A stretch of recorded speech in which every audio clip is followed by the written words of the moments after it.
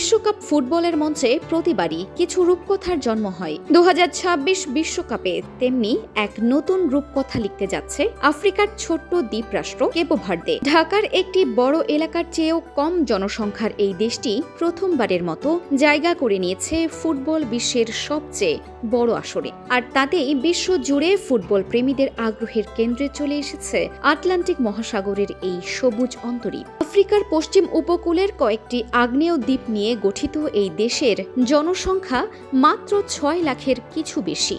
পঞ্চদশ শতকে পর্তুগিজ নাবিকেরা যখন এটি আবিষ্কার করেন তখন দ্বীপগুলো ছিল সম্পূর্ণ জনশূন্য। পরবর্তীতে আটলান্টিক দাস বাণিজ্যের কেন্দ্রবিন্দু হওয়া এবং দীর্ঘ খরার করাল গ্রাসে বহু মানুষ দেশ ছাড়তে বাধ্য হয়।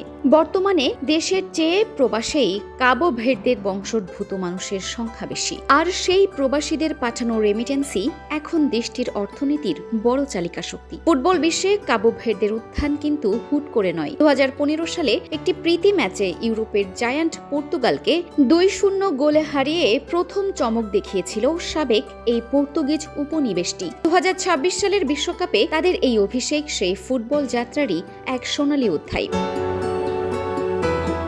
শুধু ফুটবলই নয়, কাবো ভের্দে সমৃদ্ধ তার সংস্কৃতি ও প্রকৃতিতেও। আফ্রিকান, পর্তুগিজ ও ব্রাজিলীয় সুরের মিশ্রণে তৈরি তাদের জাতীয় সঙ্গীত ধারা মর্না এবং কিংবদন্তি শিল্পী সেজারিয়া এভোরার গান দেশটিকে বিশ্ব দরবারে পরিচিত করেছে। অন্যদিকে প্রায় 2829 মিটার উঁচু সক্রিয় আগ্নেয়গিরি পিকো দো ফোগোর ঢালে জীবনের ঝুঁকি নিয়েও চাষ হয় কফি ও আঙুর। এছাড়াও লগারহেড প্রজাতির সামুদ্রিক কচ্ছপের অন্যতম বৃহত্তম প্রজনন ক্ষেত্র এই দেশের সৈকতগুলো। আফ্রিকার অনেক দেশের তুলনায় কাবো ভের্দে রাজনৈতিক স্থিতিশীলতা, গণতন্ত্র এবং সংবাদ মাধ্যমের স্বাধীনতার সূচকে অনেক এগিয়ে। পর্যটকদের জন্য এটি অত্যন্ত নিরাপদ ও আকর্ষণীয় এক গন্তব্য।